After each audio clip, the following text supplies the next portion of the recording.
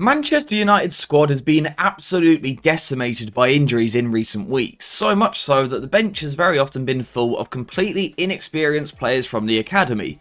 One of those players has been Sekou Kone, so I thought today I'd tell you guys a little bit about him. So Sekou Kone is of course a central midfielder, and I would describe him as a sort of agile, press-resistant midfielder that really glides across the pitch. He is one of those that makes moving look quite effortless, particularly when he has the ball at his feet.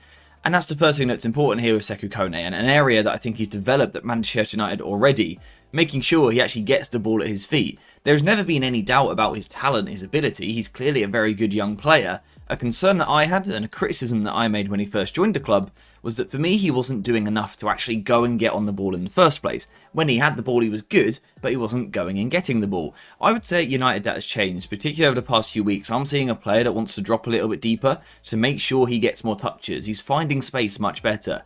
Sometimes that will mean dropping deep between the centre-backs, particularly in a back four at academy level.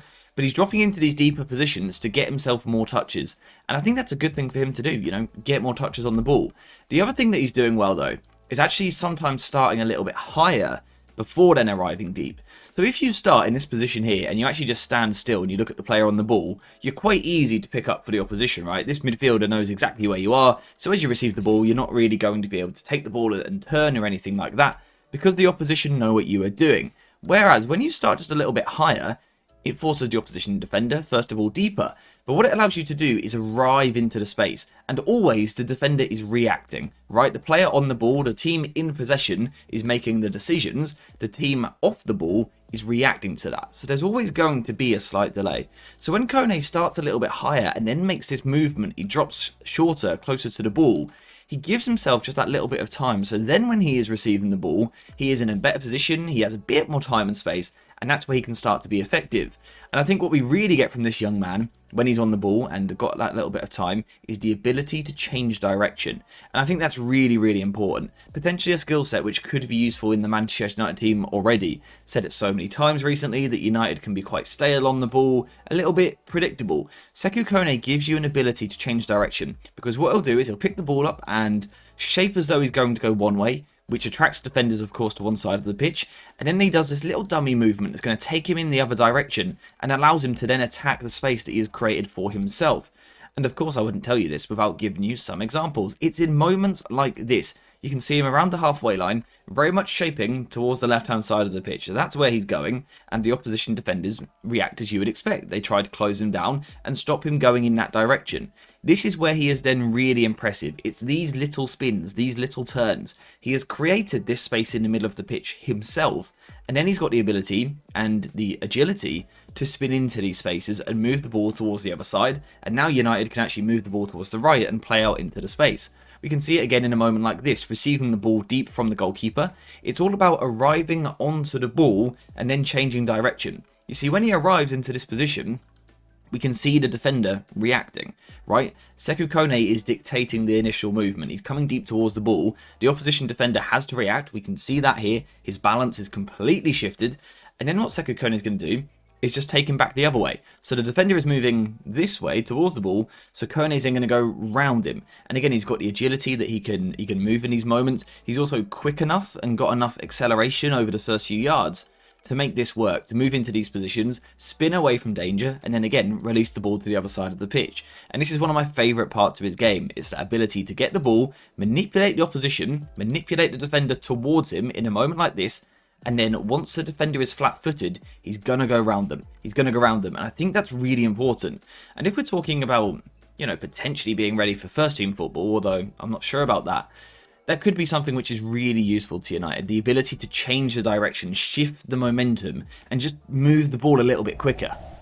Now, a lot of the movements that we've been talking about so far have been about operating laterally across the pitch. So in this kind of line here, across the pitch, moving side to side, again, shifting the opposition from one side to the other. Importantly, though, what Kone also brings to his game is an ability to move the ball forward. Again, because of the way that he glides forward on the ball. Again, I can't really think of a better word to describe it than glides. When he picks the ball up, it's quite effortless. This isn't a powerhouse. This isn't a powerful runner.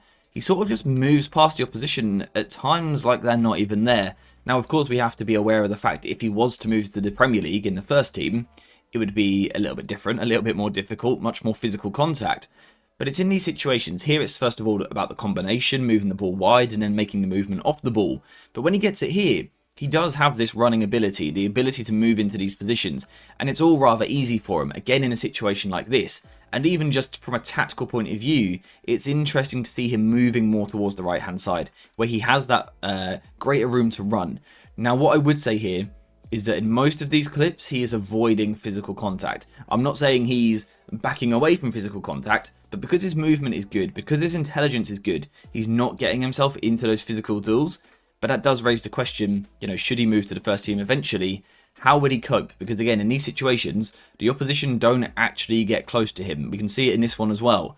The defenders, yes, they move towards him, but Sekou Kone's body movement is so evasive, they never actually get physical contact. We're not actually seeing how he uses his upper body to hold players off, which would be a slight concern in terms of, is he ready for first team football?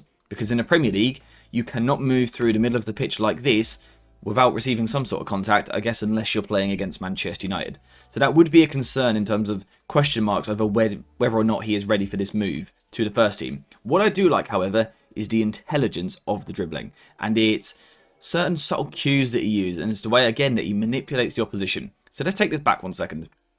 Picking the ball up around the halfway line, with space in front of him, he carries the ball forward. Now, what would be very easy for him to do here is to carry the ball straight at the defence. You can see the back four is currently settled. It would be very easy for Sekou Kone to keep running in a straight line. However, what he wants to do is run diagonally across the pitch. Now, why does he want to do this? Well, when you run diagonally, you ask more questions of opposition defenders.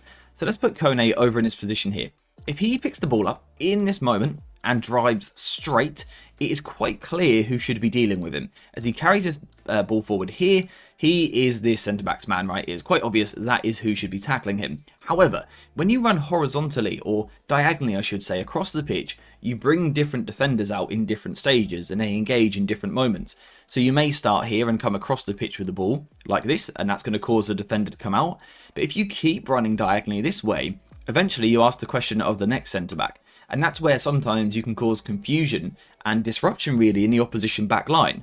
Because should this centre-back now step off and deal with the space and this guy goes forward? Or is it the responsibility of this guy to keep following, but then he might create space there? It's that hesitation. It's those questions that you need to ask when you're dribbling, when you're carrying the ball forward. And this is something that Kone recognises quite well in my opinion. Moving across here, you can see initially this defender is the one engaged, active. He is the one looking at the ball. The rest of them are side on, retreating back towards their own goal. But this centre-back is looking at Kone. However, as Kone continues to move across the box, again diagonally moving across, we can see that that changes. This is now the other centre-back who is sort of locking on. You can also see the left-back as well has also started to look at him. And this is when you start to get spaces in behind the opposition defence, which Kone is also able to exploit. I do think this is subtle, but actually really clever. Of course, the other thing that was important in that clip was that at the end of the play, he did have the final pass. This was something I was a little bit worried about when he first joined the club. I spoke about him being a connecting, dribbling midfielder, someone that could move through the pitch, as we've seen already, but was he someone that wanted to get the ball and dictate play with his passing? I think he's starting to become that. Of course, he's still very early in his Manchester United career, hasn't been in the academy that long and has had a couple of injury problems, so we still need to give him a little bit of time. But we are seeing a player that, as I said right at the start, wants to get on the ball more and more. He's dropping deeper and deeper to get more touches, which is having a positive impact. So we are seeing a higher volume midfielder, but also we are seeing a midfielder which can genuinely be incisive with his passing.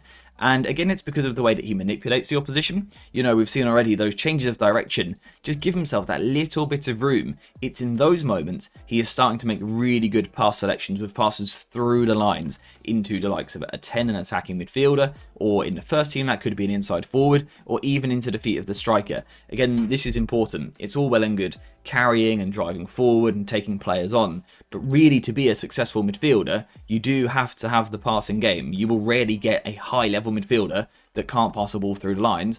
Sekou Kone absolutely can, or is certainly starting to add that to his game. It's in these moments here where, again, a lot of the time it's going to start with a carry. You know, he's not a two-touch player. He doesn't receive the ball, pass it off straight away. He does like a touch to draw the opposition in towards him. But it's these kind of manipulation skills, because he carries the ball right, you know, across the pitch, moving laterally once again. He drags the defenders this way as well. That's how he then opens up the space for that reverse ball. So this is what he's trying to do here. That's why he takes the extra touches. Now again, in senior football, do you get the time for the extra touches? I don't know. We'll have to wait and see. But I like this. I like what he's trying to do. He's trying to shift the defenders and then play through the lines. He creates the space for himself and then attacks that space. It's really clever play. And it makes him quite a good problem solver by himself. He's not too reliant on other people. Here, carrying the ball initially towards the left-hand side. And then again, it's about that change of direction. Using the outside of the right boot to cut back inside the pitch and then looking to play forward. Now, this pass doesn't quite connect. It's a bit too heavy and the striker doesn't quite reach it. But again, you can see he's trying to take multiple players out of the game. This isn't someone who's just playing sideways and keeping possession for the sake of it. He is starting to be incisive and almost a bit more expressive with his passing. So taking the ball and wanting to move forward. Here it's about the turn in the first place. Again, I love this side of his game. You guys know me. A midfielder that can receive on the turn, I'm normally going to like him. And this is really good. Receiving on the turn, but then it's positive. Looking to get the ball forward quickly. This is what Manchester United could do within the first team. This ability to change and quickly link the attack. And that is why I really do describe him as a linking midfielder. There's a lot of talk when he first came into the club that he could be a 6, a holding midfielder. Perhaps more so in front of a back 4. But for me, I don't see him as that sort of player. I think you restrict him too much. For me, it's that ability to carry the ball forward as a sort of, again, linking point. Linking the defence to the midfield to the attack. He's really, really good at that. It's those subtle changes of direction. It's the ability to take the ball in tight situations and then move the ball forward 9 times out of 10. I really, really like the profile here. Is he ready for the first team just yet? I don't think so. Like I said, in so many of those clips, we haven't seen one bit of physical contact. Not one shove across the shoulder or someone kind of bundling him over from behind or anything. There hasn't been physical contact in those clips, and that just won't happen in the Premier League. He's probably going to need a little bit more time. Could he do a job in the first team right now? Probably. If you were desperate, you could throw him in. He'd play well because he's intelligent, he's technical, he's composed. He'd probably do alright for himself. But in terms of if we're talking about his optimal development, which should be the aim, I'd give it a little bit longer. Leave him in the youth team for now. Maybe in the summer, you give him a chance in pre-season, and then next season we'll reassess. Really good young player. For me, not quite ready, but the skill set is really, really nice. This is my type of midfielder. I'm a big fan of Sekou Kone, but now I want to hear your thoughts in the comments down below. What do you make of Sekou Kone? How much of him have you actually watched? And if you have watched a lot, where does he need to improve? But also, what part of his game has been impressing you so far? And do you think he is ready for first team football? Let me know what you think in the comments down below. But apart from that, we are finished for this video. So thank you guys for watching. Hope you have enjoyed it. And as always, I'll see you in the next one.